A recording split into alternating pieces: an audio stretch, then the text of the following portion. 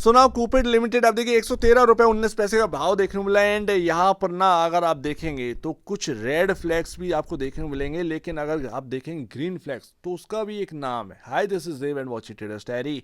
काम आप जानते हैं, लेकिन है क्या है कि इन्वेस्टर पॉइंट ऑफ व्यू से देखेंगे तो बहुत सी चीजें जो है वो आपको समझ में नहीं आएंगी एंड समझने में बहुत टाइम लगेगा। इसको होल्ड करना चाहिए या नहीं करना चाहिए। बहुत बड़ा रिटर्न जो है वो इस स्टॉक ने बना कर दिया, बहुत बड़ा रिटर्न इस स्टॉक ने बना कर दिया, लेकिन आज की डेट में कुछ रेड फ्लैग्स देखने को मिल रहे हैं। जैसे कि वैल्यूएशन वाइज अगर मैं इस भाव पर पैसा लगाता हूं तो क्या ये सेफ है? इसका कोई जवाब नहीं है, इसका कोई जवाब नहीं है। बात यहां पर ये आ जाती है, अगर आप देखेंगे यहां पर चार्ट पर आप समझें 80 रुपए 70 रुपए ये बहुत इंपॉर्टेंट जगह बन चुका है इस स्टॉक के लिए। 80 रुपए 70 रुपए, ऊपर में 105 रुपए, ये बहुत इंपॉर्टेंट है। एंड अभी अगर आप देखेंगे फाइनेंशियल तो यहां पर ना समझ से बाहर हैं चीजें। सेल्स का नंबर आप देखें कुछ इस तरीके का है, राइट। ऑपरेटिंग प्रॉफिट कुछ इस तरीके का है, एंड आप जो है नेट प्रॉफिट देखेंगे तो सबसे हाईएस्ट है वो 33 करोड़ है। कुल मिलाकर जोड़ जाड़ के यहां पर ना सेल्स का नंबर वो 300 करोड़ के आसपास का है। प्रॉफिट का नंबर जो है अगर आप जोड़ेंगे तो 100 करोड़ के आसपास का है। मार्केट कैप कितना है, यही तो सबसे बड़ी बात है। मार्केट कैप अभी मैं आपको बताता हूं। एफआईएस डीआईएस आप देखेंगे सब कुछ खाली ऑलमोस्ट है, यहां पर ना बेचे चले जा रहे हैं। डीआईएस खाली कर चुका है ऑलमोस्ट। एफआईएस यहां पर 258% से सीधा 1.01% मार्च का पैटर्न, लेकिन प्रमोटर ने बढ़ा दी होल्डिंग, प्रमोटर ने होल्डिंग बढ़ा दी। लेट्स सी देखते हैं कि इसका क्या एक नतीजा निकलेगा।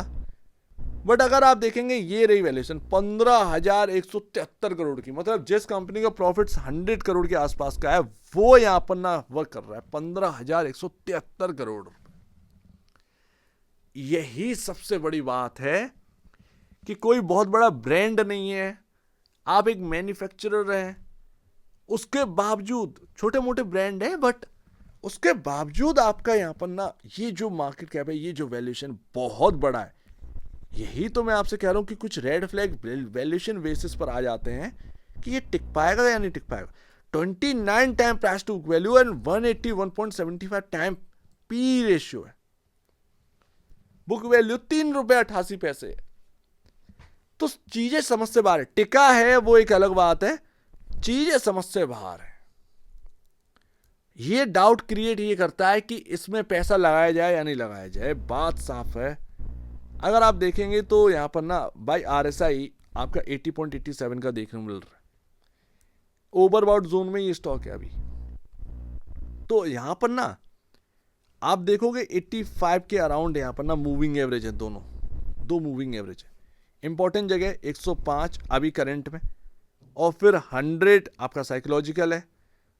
माफ करिएगा ऐसे लिख देता हूं यहां पर 105 95 ये जगह बहुत इंपॉर्टेंट है। 105 95 रुपए ये बहुत इंपॉर्टेंट है। लेकिन जो सबसे बड़ी रेंज है वो 80 से 70 रुपए, इसको ध्यान में रखिएगा। लेकिन क्या इन्वेस्टर को इसमें होल्ड करना चाहिए, क्या इन्वेस्टर को आपको ना यहां पर नया पैसा लगाना चाहिए? तो बॉस इसका जवाब है ही नहीं मेरे पास। क्योंकि अगर आप देखें यहां पर जो फाइनेंशियल है और उसके कंपैरिजन आपका जो आपके वैल्यूएशन है वो बहुत डाउट क्रिएट कर रहा है कि क्योंकि टिका हुआ है तो इसलिए ना कुछ लोग ये करेंगे अरे वैल्यूएशन नाम का कुछ नहीं होता, अरे वैल्यूएशन नाम का कुछ नहीं होता। बहुत ऐसे स्टॉक थे जरा सा खबर आई उसके बाद ढहते चले गए सारी चीजें, पता नहीं चला कुछ। तो जाहिर सी बात है डाउट्स बहुत है। हालांकि एक इंपॉर्टेंट बात है, क्या मार्केट इस चीज को देखकर यहां पर ना इनको वैल्यूएशन दे रहा है कि इनका जो भी प्रोडक्ट है वो इलेक्ट्रॉनिकली बेसिस पर टेस्टेड है। हर एक प्रोडक्ट एक प्रोडक्ट इनका जो है इलेक्ट्रॉनिक बेसिस पर टेस्टेड है। तो क्या ये बाकी कंपनियां नहीं कर रही हैं उस वजह से ये वैल्यूएशन है?